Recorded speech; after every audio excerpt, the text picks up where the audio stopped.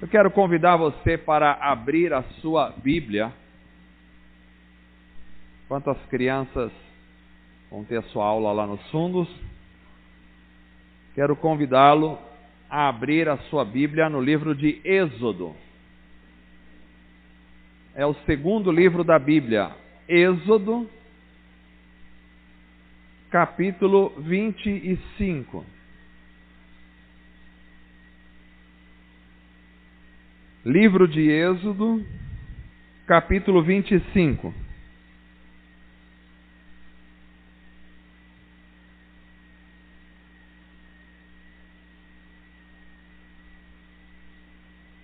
Nós vamos ler somente o verso de número 8. Diz assim a palavra do Senhor, Êxodo 25, 8. E farão um santuário para mim, e eu habitarei no meio deles. Novamente, e farão um santuário para mim, e eu habitarei no meio deles. Amém.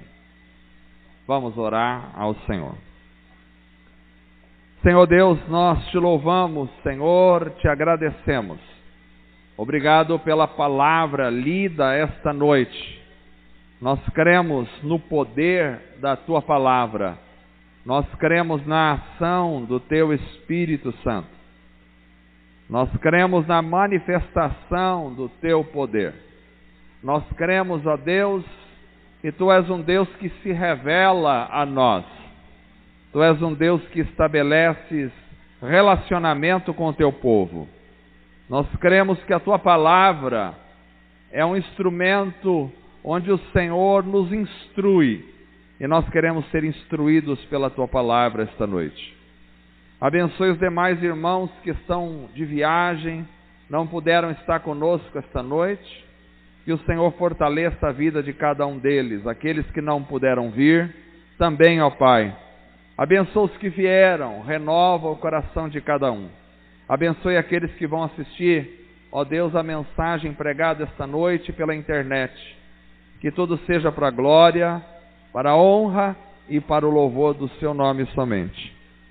Em nome de Jesus. Amém. Muito bem, nós vamos falar hoje sobre a jornada da vida cristã. O versículo que lemos de Êxodo capítulo 25 fala sobre a ordem de Deus dada a Moisés no deserto do Sinai, quando Deus instruiu que o povo de Israel construísse o que ficou conhecido como o tabernáculo de Moisés.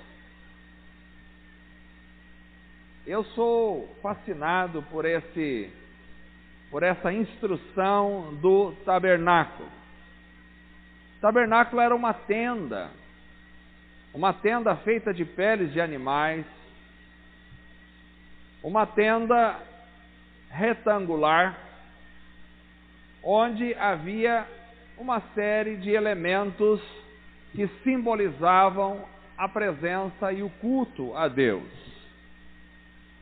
Esse tabernáculo era sagrado e ele era a representação da presença de Deus.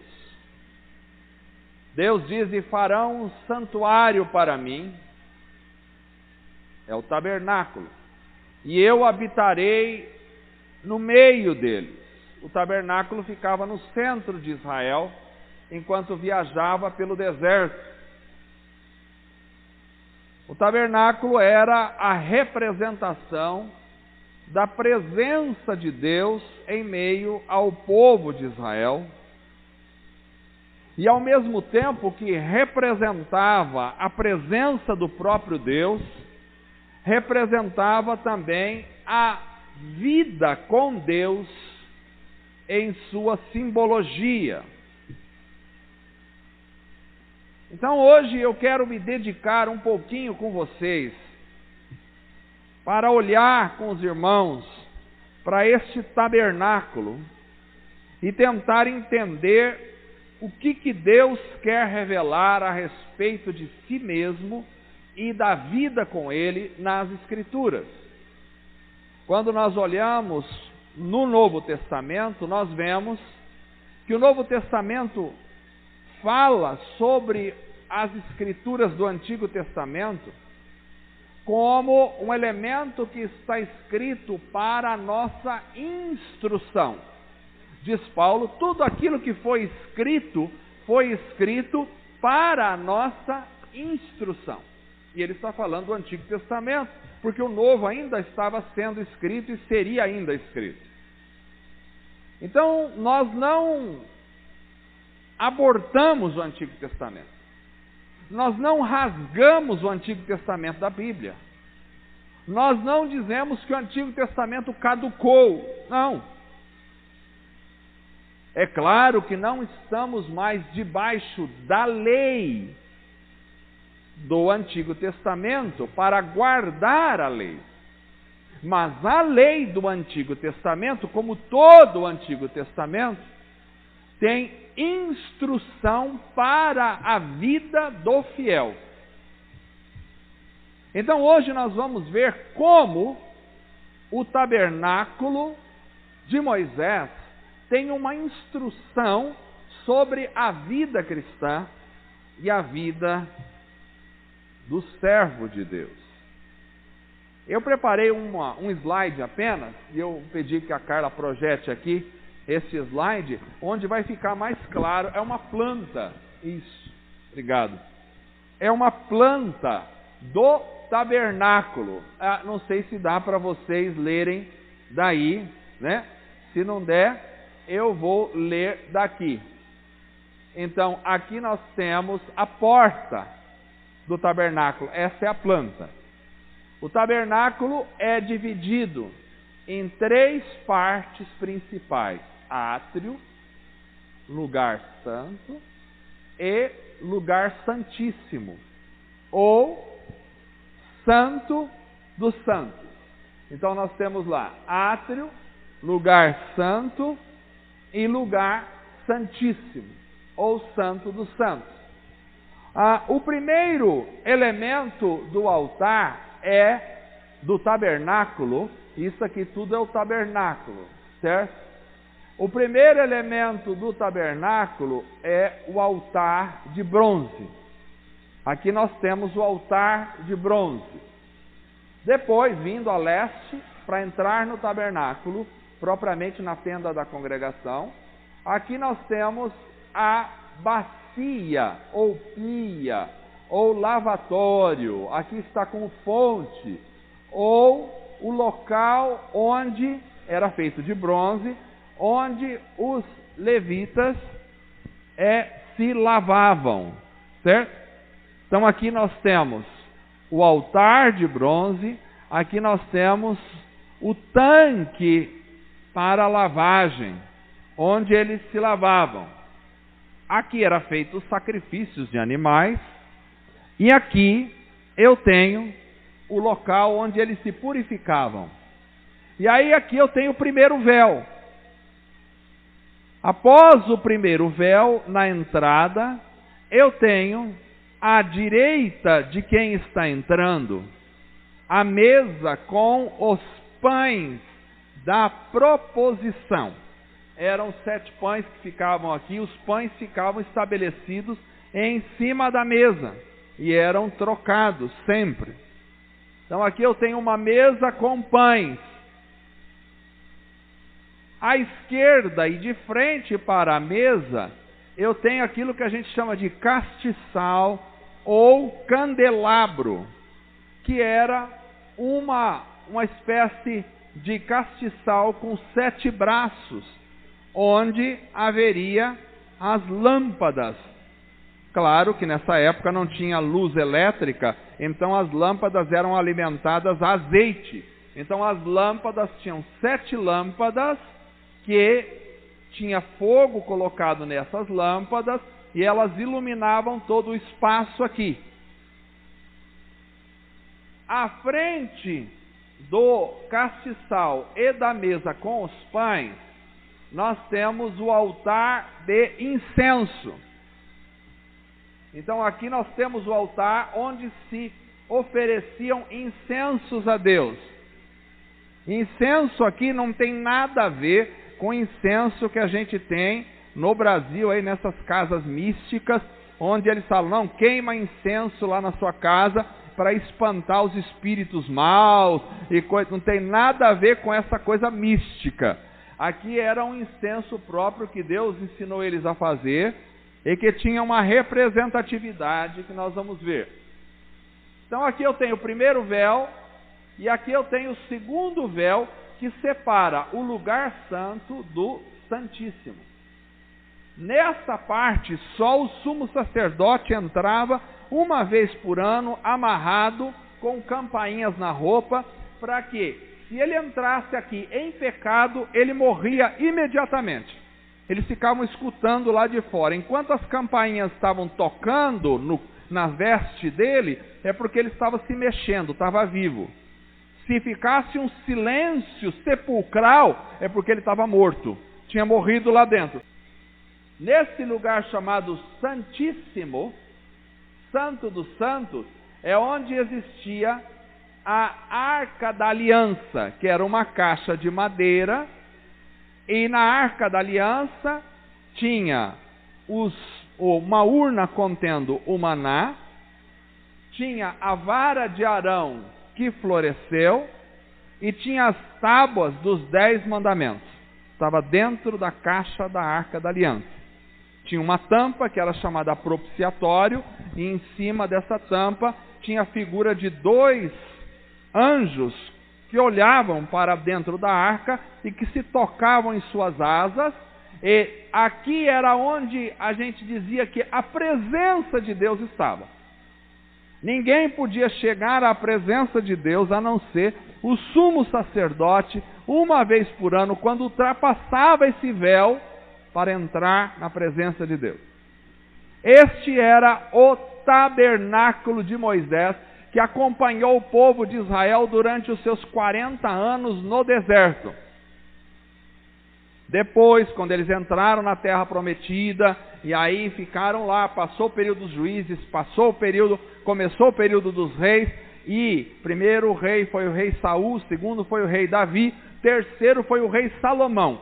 Salomão vai construir um templo nesses moldes, e aí vai passar a ser feita a adoração no templo de Salomão, que depois foi destruído no século VI a.C., foi reconstruído com Zorobabel no século V a.C., e depois ele foi destruído novamente no ano 70, e hoje nós temos lá em Israel somente o Muro das Lamentações, que é o muro externo do templo. Não tem mais templo. Certo? Só isso. Pode acender a luz, se quiser deixar aí a imagem, e vocês vão acompanhando comigo aqui. Eu quis passar essa planta para ficar mais fácil para a gente entender. Então aqui nós temos muitos símbolos que representam, a meu ver, a jornada da vida cristã. A jornada da vida cristã está estabelecida ali, simbolicamente. Precisamos aprender com este tabernáculo que para trilhar a vida com Deus há um caminho, e o sacerdote fazia o caminho desde a entrada até chegar na Arca da Aliança. Isso aqui é um caminho, que é uma jornada, que representa a jornada da vida do cristão. Também podemos aprender que as coisas de Deus não são de qualquer maneira. Ou seja, as coisas de Deus são organizadas. Aqui havia toda uma instrução no tamanho das cortinas por fora, no tamanho, na cor, na espessura das cortinas por dentro, o tamanho do altar, a forma como ele deveria ser feito, o tamanho da pia, a forma como deveria ser feita, as mesas com os pães, exatamente no comprimento, a localização correta da mesa, a localização correta do castiçal, do altar de incenso, a espessura correta do véu que separava o santo do santíssimo, a arca da aliança, como era feita, tudo milimetricamente estabelecido, colocado de forma perfeita, alguns elementos revestidos de ouro, outros feitos de bronze, e tinha todas as especificações. Além disso, a roupa dos levitas, a roupa dos sacerdotes, as pedras preciosas que eles usavam, o turbante, a forma de fazer, tudo exatamente milimetricamente estabelecido. Isso fala para nós de um Deus extremamente organizado. Há organização em Deus. Às vezes a gente tem a ideia, porque estamos no período do Novo Testamento, que tudo é feito de qualquer jeito. Não, vamos fazendo aí, vamos levando, que Deus aceita tudo, está tudo certo. Isso aqui foi escrito para a nossa instrução. Se fosse só para o povo de Israel, então não estaria na Bíblia hoje para nós, teria se perdido isso. Deus preservou, e nós temos aqui do Antigo Testamento até a nossa época, nós temos mais ou menos, de escrita, nós temos mais ou menos 3.500 anos. Então o seu Antigo Testamento que você vê aí, foi escrito há mais ou menos 3.500 anos atrás, que Moisés escreveu. E está guardado até hoje para nós. A Bíblia foi o livro mais perseguido da história. Homens tentaram destruir a Bíblia, governos tentaram destruir a Bíblia, mas nunca conseguiram. Deus preservou. Então aqui nós temos para nós uma instrução da organização de Deus. Deus é um Deus organizado, perfeito, harmônico. As coisas de Deus são corretas, não são de qualquer maneira. E essa organização se estabelece em cima de processos e princípios. E nós temos a organização não só no Antigo Testamento, mas nós temos a organização no Novo Testamento. É diferente organização de religiosidade. É diferente fazer as coisas certas de praticar uma religião. É diferente. Mas não é porque nós não temos uma religião estabelecida com normas e regras, né, que nós não temos princípios e que nós não temos vida organizada. O mesmo Deus que é exigente no Antigo Testamento é exigente no Novo Testamento. E é tão exigente a ponto de Ananias e Safira terem morrido dentro do templo porque acharam que era de qualquer jeito. Foram lá e mentiram, falaram, época da graça, não tem problema não, está tudo certo, vamos mentir. E Pedro, então, proferiu uma palavra, caiu o marido morto, levaram, enterraram, entrou a mulher, caiu morta, levaram, enterraram. Deus é organizado. Então, na jornada cristã, simbolizada no tabernáculo, nós temos alguns princípios. Primeiro princípio da jornada cristã é o princípio do altar de sacrifício. Este é um princípio claro nas Escrituras. O primeiro passo da jornada cristã é o altar do sacrifício. Ou seja, ninguém pode principiar a jornada, ninguém pode entrar na jornada, ninguém pode caminhar se não passar primeiro pelo altar de sacrifício. O altar de sacrifício é o primeiro passo. É no altar que o cordeiro é sacrificado. O sacrifício do cordeiro, que representa Cristo sacrificado, porque quando Cristo estava andando às margens do rio Jordão, João Batista diz, eis o Cordeiro de Deus que tira o pecado do mundo. Então aqui nós temos o Cordeiro principiando a jornada. Ninguém entra na jornada se não passar pelo Cordeiro. O sacrifício do Cordeiro é o primeiro passo, porque a morte de Jesus é que abre as portas para a caminhada com Deus. A morte de Cristo é a porta para a caminhada com Deus. Ninguém entra na vida de fé, ninguém passa pela caminhada cristã porque aprendeu regulamentos de uma religião. Alguém pode aprender uma religião e pode fazer até da vida cristã uma religião. Aprender aquilo e estabelecer os passos, mas não está caminhando com Deus. A jornada cristã precisa da experiência do altar. Ninguém pode iniciar a jornada cristã se não começar pelo sacrifício de Cristo. Nós temos que nos deparar com o sacrifício, entender o sacrifício, aceitar a substituição. Era para nós estarmos aqui mortos por causa do nosso pecado. O Cordeiro morria pelo pecado do povo.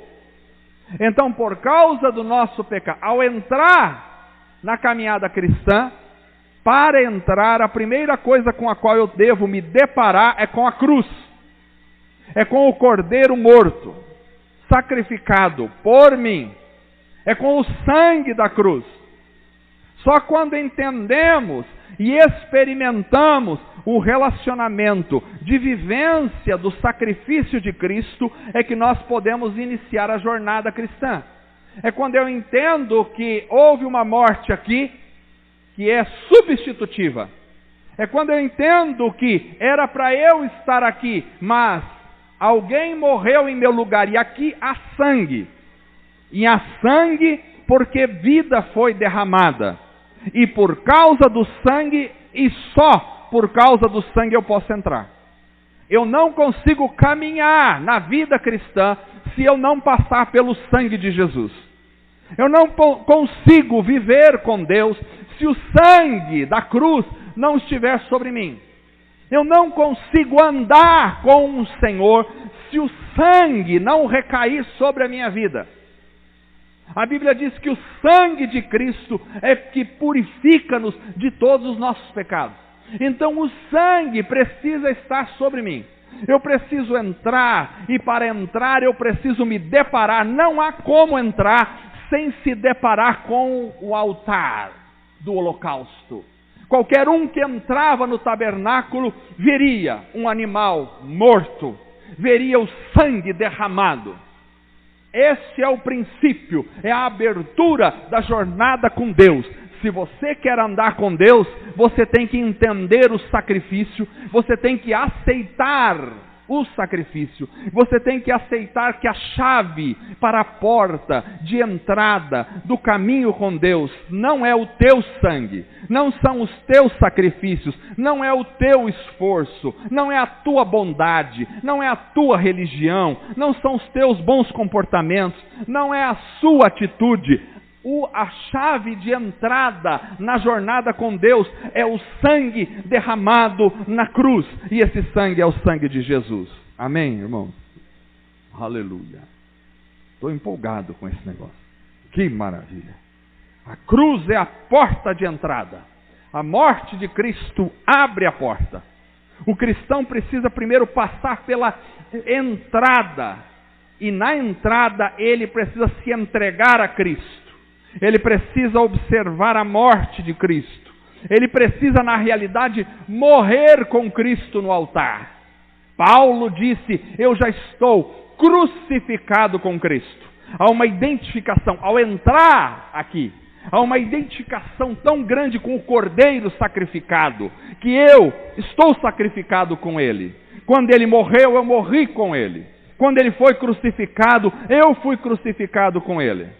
Por isso Jesus disse, se alguém quer vir após mim, negue-se a si mesmo, tome a sua cruz. Cruz fala de sangue, fala de morte, fala de altar, fala de sacrifício. Ninguém pode começar a jornada cristã sem cruz.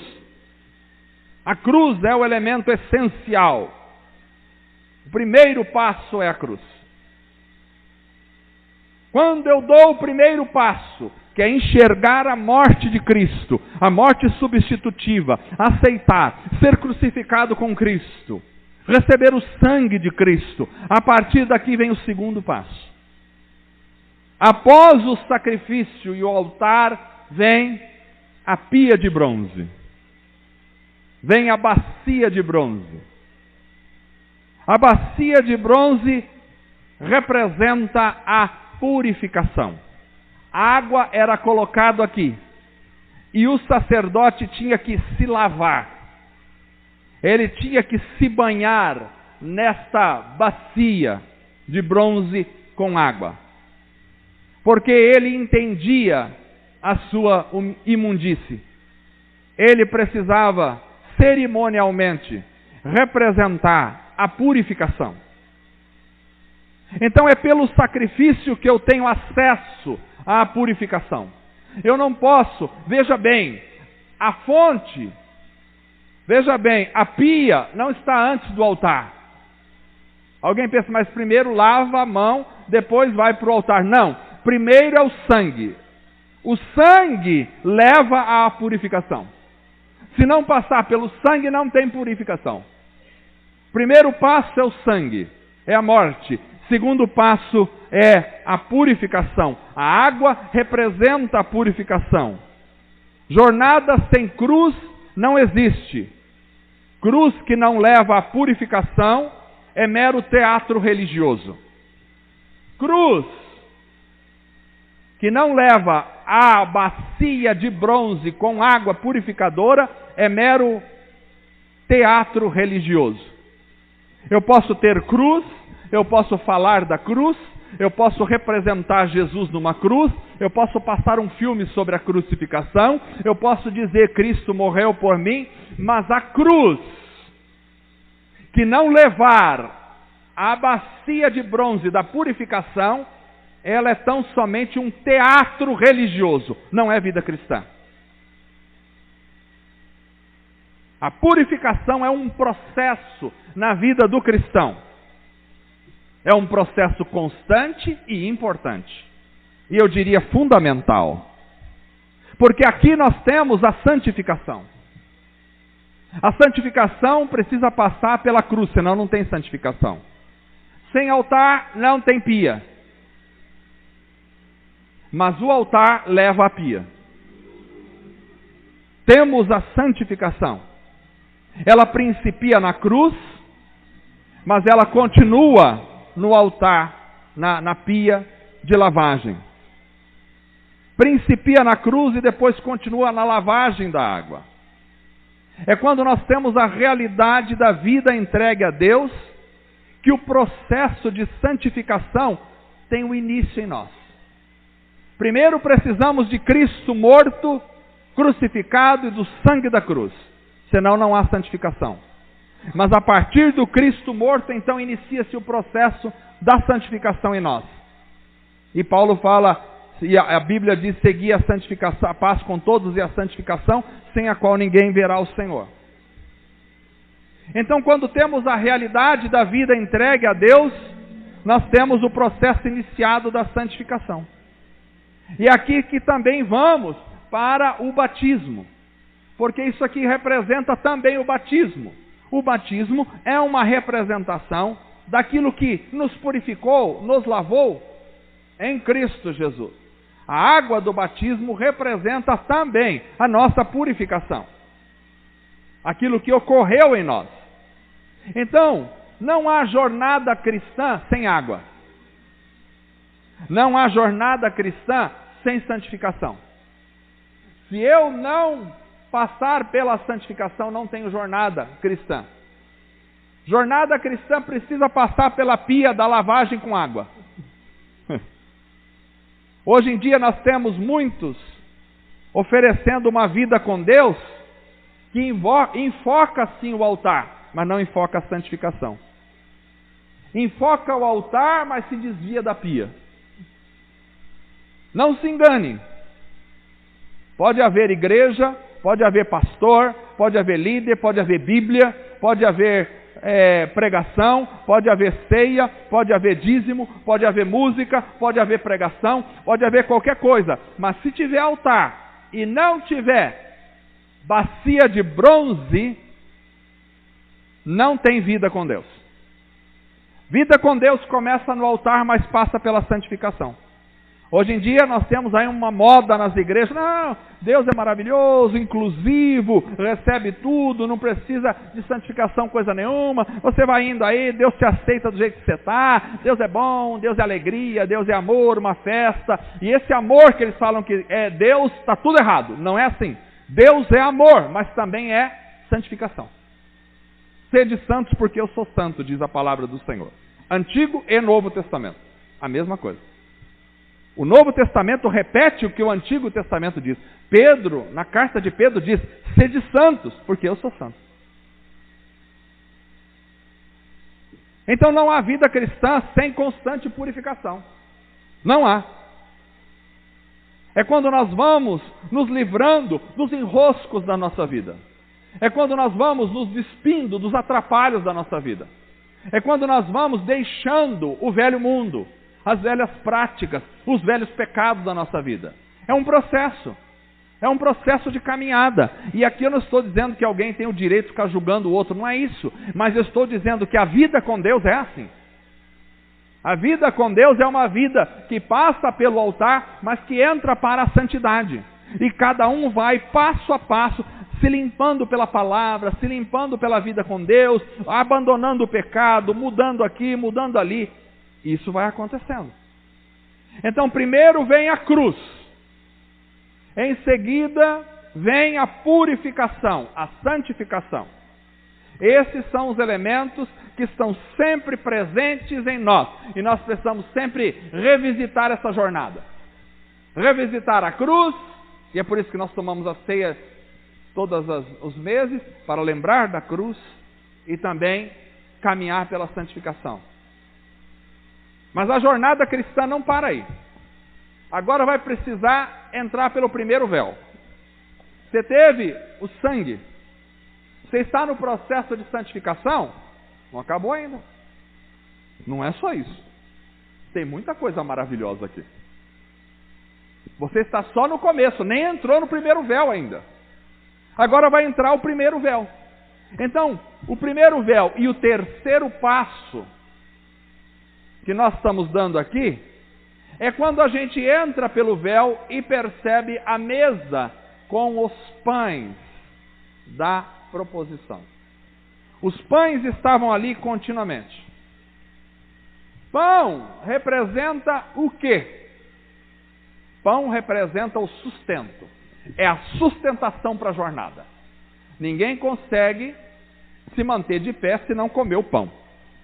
Todos vocês almoçaram aqui, né? Se não almoçaram, jantaram ontem. Se não jantaram ontem nem almoçaram hoje, devem ter almoçado ontem. Senão vocês já devem estar morrendo. Então, todos nós precisamos do pão. Então aqui eu tenho a representação da sustentação. O pão representa o sustento, mas o pão é uma representação da palavra de Deus também. Jesus diz: nem só de pão viverá o homem, mas de toda a palavra. Viu que o pão está relacionado com a palavra. Falou em pão e já falou em palavra. Nem só de pão, mas da palavra. Pão está para a palavra, numa constante comparação. Palavra e pão são relacionados, porque ambos trazem alimento e sustentação.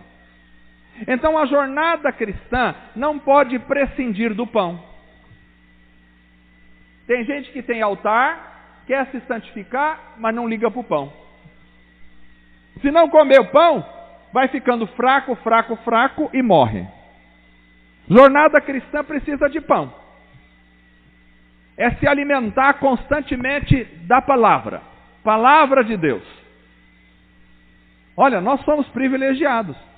Os discípulos de Jesus tinham o Antigo Testamento, mas não tinham o Novo. Muitos irmãos nem sabiam ler. Precisava que alguém lesse para eles. Mas você sabe ler. E tem a Bíblia com 66 livros na tua mão. ser privilegiado. Sabia que na China, durante muitos anos, não se podia ter Bíblia. Hoje eu não sei exatamente como está, mas não está muito bom para os cristãos lá não. Em muitos lugares, os irmãos desfolhavam a Bíblia e cada um levava uma folha para casa, porque não tinha Bíblia para todo mundo. E não podia entrar a Bíblia. Eles levavam clandestinamente uma folha da Bíblia, ficavam decorando, depois na outra reunião trocavam essa folha com outro irmão e levavam para casa e ficavam decorando. Hoje você tem, se quiser comprar 10, 20 Bíblias em casa. Eu tenho uma coleção de Bíblias. O problema é que às vezes a gente não dá valor ao pão. Nós precisamos da palavra para se alimentar constantemente. É nutrir-se do alimento de Deus. O pão é interessante, porque esse pão aqui é feito pelo homem. Tem um outro aqui que não é. Mas esse aqui é. Mas ele é feito pelo homem com os ingredientes dados por Deus. O homem faz o pão, mas ele não fabrica o trigo. Quem faz o trigo é Deus. Então o homem pega o trigo, aquilo que Deus fez, e trabalha o trigo. E do trigo forma o pão. E do pão alimenta a alma. O pão é feito pelo homem, mas a partir dos ingredientes dados por Deus. Então a palavra é dada por Deus. É o trigo. A palavra é dada por Deus, mas você precisa ter uma ação em relação à palavra. Ou seja, você tem que ler a palavra. Você tem que meditar na palavra. Você tem que aprender a palavra. E você tem que praticar a palavra. Isso é o pão. Quando você pega o trigo, medita nele, lê, entende e pratica, você está comendo pão. Ninguém pode crescer na vida cristã sem a mesa do pão. Presta atenção que isso aqui é muito importante. Eu estou empolgado com esse estudo. Essa pregação hoje é um estudo, e é uma pregação, e também é um estudo, e também é uma pregação. É assim, é tudo misturado. Então aqui nós temos a mesa do pão. Nós precisamos do pão. Ninguém pode crescer na vida cristã sem a palavra de Deus. A igreja precisa da palavra. Nós precisamos comer da palavra diariamente. Hoje, muita gente oferece a cruz, mas não se preocupam muito com a palavra. Não, a palavra é assim. Lê lá o Salmo 23, já está bom. A gente faz um culto lá, prega 2 minutinhos, já cansou o povo, vamos embora para casa. O negócio é louvorzão, sentir um arrepio, dar uns glória, dar uns gritos, isso aí está tudo bem. Não tem alimento. Morre desnutrido. O que mais tem é crente desnutrido para cima e para baixo. Porque vive do barulho, mas não da palavra. Vida cristã sem palavra é vida sem nutrição. Não vai subsistir. Mas é importante observar, porque em paralelo à palavra, nós temos o quê? O castiçal ou candelabro. Em frente à mesa dos pães, nós temos a luz do castiçal, com as 7 lâmpadas que fornecem luz para a mesa. Aqui nós temos o 4º aspecto fundamental da vida cristã, que é o Espírito Santo. A luz, ela só se sustenta aqui a partir do azeite. E o azeite é um símbolo do Espírito Santo. Assim como o fogo é um símbolo do Espírito Santo. Por isso, quando o Espírito Santo desceu, eles viram línguas repartidas como que de fogo. Por isso foi falado sobre Cristo por João Batista, ele vos batizará com o Espírito Santo e fogo. Fogo está relacionado com o Espírito Santo, porque está relacionado nesse aspecto com o azeite da lâmpada, que é o Espírito Santo. É o fogo que traz a iluminação. O fogo nessa época é o que alimenta a lâmpada. que representa o Espírito. É o Espírito que lança luz sobre a mesa dos pães. Palavra é importante. Sem o Espírito, não serve para nada. Porque para entender a palavra, eu preciso do Espírito Santo. Se não tiver a luz iluminando na mesa dos pães, eu não enxergo o pão. Eu não sei como comer o pão. Eu não sei como lidar com o pão. Para apreciar o pão, eu preciso da luz. A luz é lançada sobre o pão. Sem luz, é impossível digerir o pão corretamente. Sem o Espírito, eu não entendo a palavra. A Bíblia se torna um jornal para mim sem o Espírito. Porque ela é espiritual. E para entender a Bíblia, eu preciso que o Espírito Santo me revele ela. Então o candelabro, com 7 braços, são 7 lâmpadas. 7 é um símbolo da perfeição. Representa também o Espírito Santo. Temos aqui a perfeição do Espírito, que é Deus. Mas ainda interessante porque o candelabro, ele fornece luz para a mesa, mas ainda ele fornece luz para aquele que está diante da mesa. Vida cristã é vida de mesa. Vida cristã é vida de se alimentar na palavra. Alimento, comunhão com a palavra e comunhão com o Espírito. O Espírito traz a luz. A luz mostra a palavra. A luz mostra o caminho. Muitos ficam só na palavra e aí se tornam teólogos vazios do Espírito.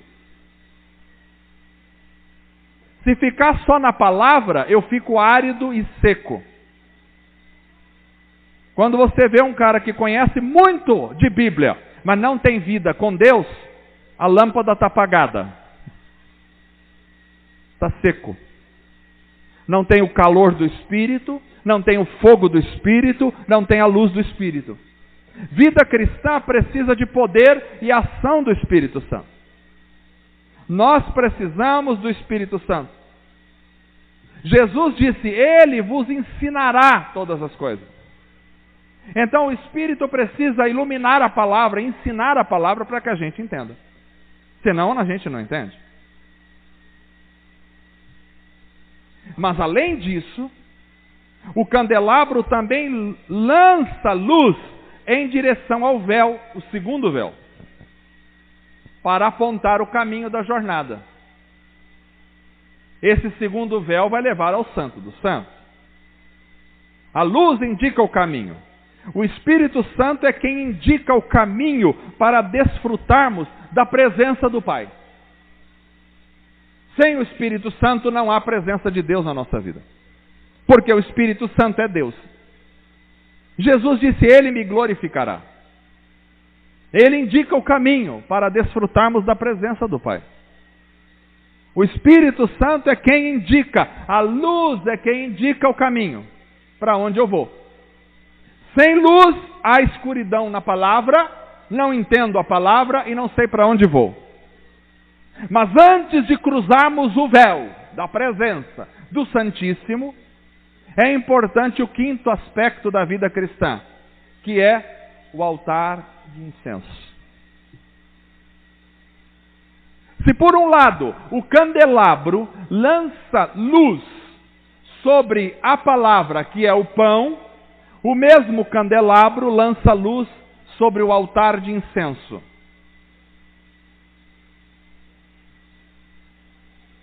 O altar de incenso representa as orações. Apocalipse fala de um incensário no céu, e revela-se, esses incensos são as orações dos santos.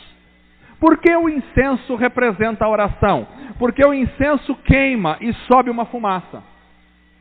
Então a representatividade é, assim como a fumaça do incenso sobe, a oração sobe diante de Deus. Essa é a representação.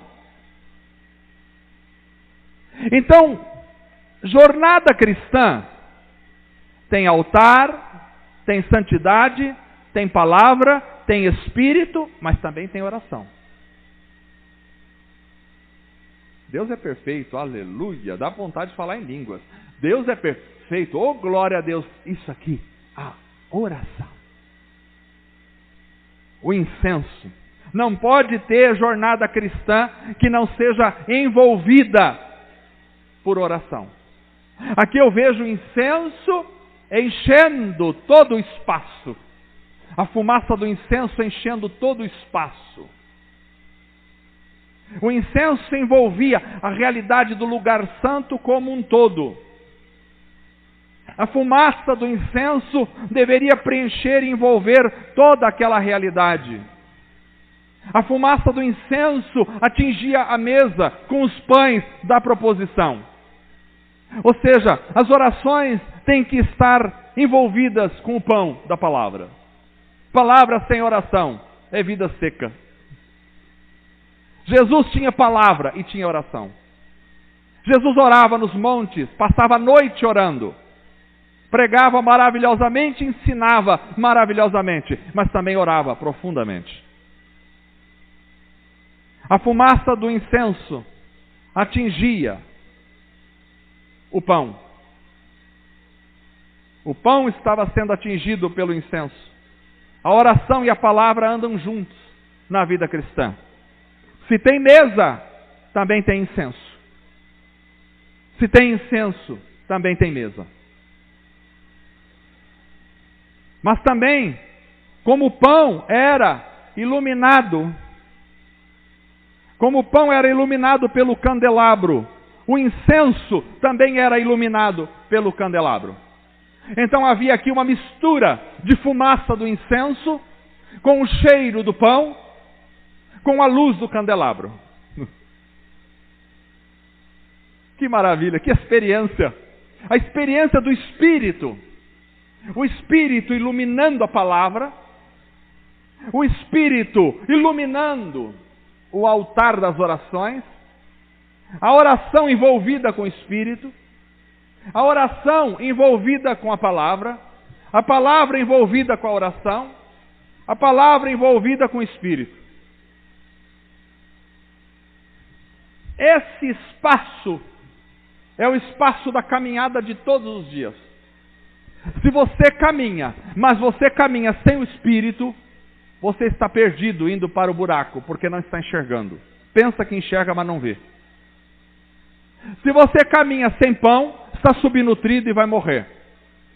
Se você caminha sem incenso, está cheirando mal e não terá a graça de Deus sobre a tua vida.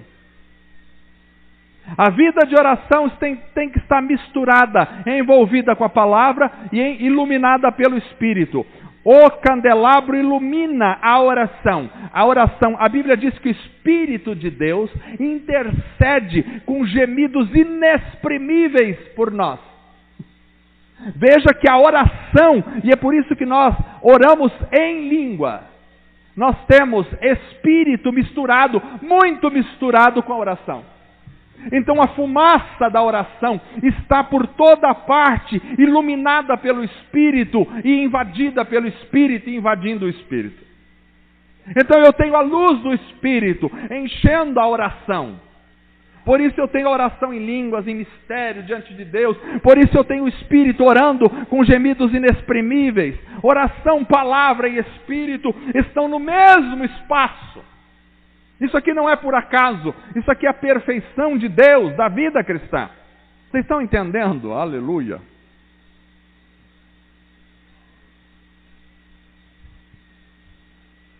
Espírito, oração e palavra. A luz envolve o alimento e envolve a fumaça. A fumaça envolve o alimento e se manifesta na luz. O pão é desfrutado na luz e se cobre de fumaça. A fumaça pinta o ambiente e se enche do cheiro do pão. A luz invade tudo e transforma toda essa realidade. Oração, espírito e palavra. A vida, a jornada cristã. Começa no altar, passa pela santificação, tem a palavra, tem o espírito, tem a oração. E aí nós temos agora o último estágio da caminhada cristã. No processo, primeiro nós temos sacrifício, depois santificação, depois palavra, depois espírito, depois oração. E aí, imbuídos de tudo isso, com o sangue nas mãos, porque só pode entrar aqui com sangue. Sem sangue ninguém chega à presença do Pai. Só pode ir com sangue. Imbuído de toda essa realidade, do sangue purificado, alimentado, direcionado e exalando a oração, o cheiro do incenso aromático diante de Deus. Então nós temos agora a realidade do Santo dos Santos. Jesus abre a porta, mas te dá o sangue para você chegar lá. Sem o sangue, não chegue lá sem sangue. Não chegue lá sem sangue, porque o mesmo Deus, maravilhoso e grandioso, é um fogo consumidor. Não chegue lá sem sangue. Se o sacerdote entrasse aqui sem sangue, morreria fulminado imediatamente como juízo de Deus. Mas se ele vai com sangue, o sangue representa que alguém morreu por ele. Então Jesus abre as portas, o Espírito nos conduz além do véu. Jesus abre as portas, mas a luz o Espírito nos dá para ir além do véu. E aí nós entramos no Santo dos Santos, ou lugar santíssimo. E aqui nós temos a Arca da Aliança, que é uma representação da presença de Deus. Agora, na Arca da Aliança nós temos os anjos esculpidos em ouro. Esses anjos representam a sacralidade da experiência de Deus, da celestialidade do céu e da presença de Deus. No trono de Deus temos serafins e querubins em volta e acima do seu trono. Então aqui nós temos a sacralidade da experiência do céu, na presença do divino. Que maravilha! Mas na Arca da Aliança nós temos também uma tampa que ficava aqui em cima, que era chamada de propiciatório. Nós temos dois anjos que tocavam as suas asas e olhavam para dentro, na tampa da arca, que era o propiciatório. Neste propiciatório precisava se aspergir o sangue do cordeiro morto lá atrás. O propiciatório recebia o sangue para receber a aceitação. Sem o sangue não tinha aceitação, ele morreria pelos seus próprios pecados. Mas alguém morreu pelos nossos pecados. Então nós temos a tampa do propiciatório onde era aspergido o sangue. E dentro da arca, que era uma caixa de madeira revestida de ouro, dentro da arca nós temos 3 elementos. Tábuas da aliança. Já estamos acabando. Tábuas da aliança. Nós temos uma urna contendo o maná e nós temos a vara de Arão que floresceu.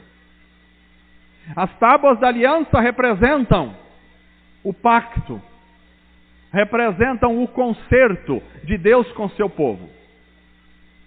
Vida com Deus, em Deus, nós temos concerto, nós temos compromisso, nós temos aliança. Se você quer se relacionar com Deus, seja alguém de compromisso, seja alguém de pacto, seja alguém de aliança.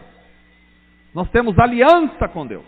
Compromisso. Meu compromisso não é com a mídia, meu compromisso não é com as multidões, meu compromisso não é com as autoridades, meu compromisso não é com a fama, meu compromisso não é com luxo, com dinheiro, com o diabo, meu compromisso é com Deus. Seu compromisso tem que ser com Deus. Tábuas da aliança. Mas além disso nós temos o maná. O maná representa a provisão de Deus que vem do céu. Jesus diz, é meu Pai que vos dá o verdadeiro maná que vem do céu. Eu sou o pão vivo que vem do céu. O maná é a representação também. Todos esses elementos vão representar Jesus em algum aspecto, mas o maná é a representação da provisão de Deus. Porque o maná foi o pão que desceu do céu durante os 40 anos que os judeus tiveram no deserto. Sem o maná eles morreriam de fome, porque deserto não tem nada, a não ser areia, nem água tem. Areia e cactos. O povo de Israel, 3 milhões de pessoas, morreriam de fome no deserto, se não fosse o maná. O maná vinha todos os dias e era provisão de Deus para o povo. Então, na presença de Deus tem pacto, mas também tem provisão. Mas não só isso. Na presença de Deus também tem a vara de Arão. A vara de Arão representava o sacerdócio levítico. Representava o serviço a Deus e ao povo. Então, na presença de Deus também tem serviço. Isso nos diz que em Deus nós temos relacionamento de pacto, compromisso e aliança. Em Deus nós temos suprimento e sustento. E em Deus nós temos ação, serviço. Quem não quer servir não pode chegar aqui, porque aqui tem a vara de Arão esperando. A caixa da Arca da Aliança, que representava a presença de Deus. A presença de Deus é representada pelo ouro, pela riqueza, é representado pela preciosidade, é representado pela sacralidade dos anjos, é representada pela purificação do sangue, mas também é representada pelo compromisso, a aliança, é representada pela provisão divina, porque nem só de pão, mas de tudo aquilo que sai da boca de Deus nós vivemos. Nós somos provisionados por Deus, mas também é representado pelo serviço. Jesus disse: eu não vim para ser servido, mas para servir.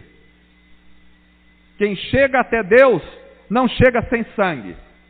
Começa o sangue aqui e ele vai até lá. Quem chega até Deus não chega sem sangue, mas também não chega sem se alimentar, alimento da palavra. Mas também não chega sem a iluminação do Espírito.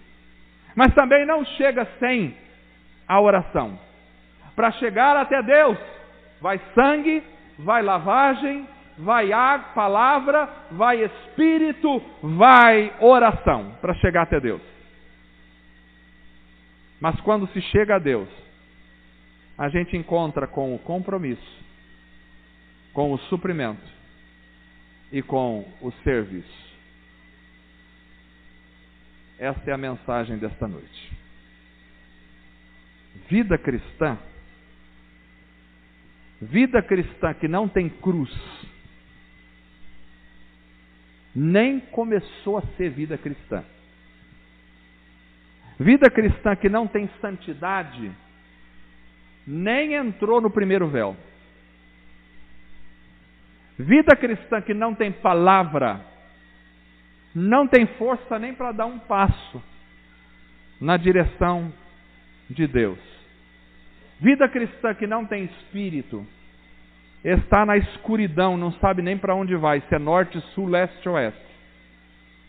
Vida cristã que não tem incenso, está cheirando a podridão deste mundo.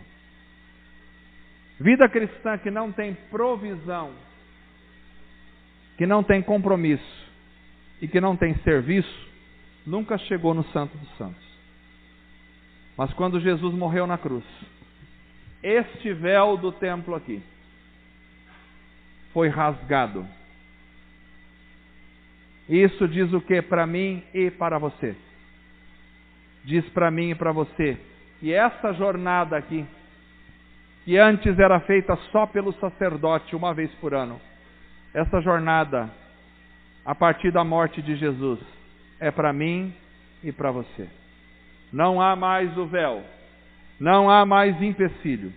Todos nós, indistintamente, não é o pastor só, não é o presbítero, não é o diácono, não é o líder de música só, não, somos todos nós, não é só a professora de escola das crianças, não, somos todos nós.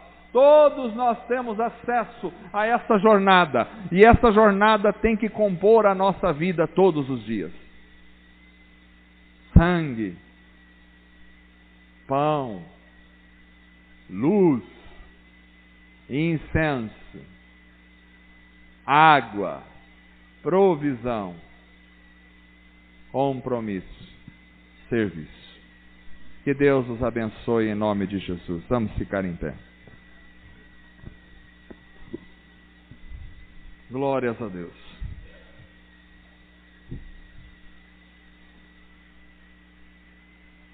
Essa mensagem você deve guardar.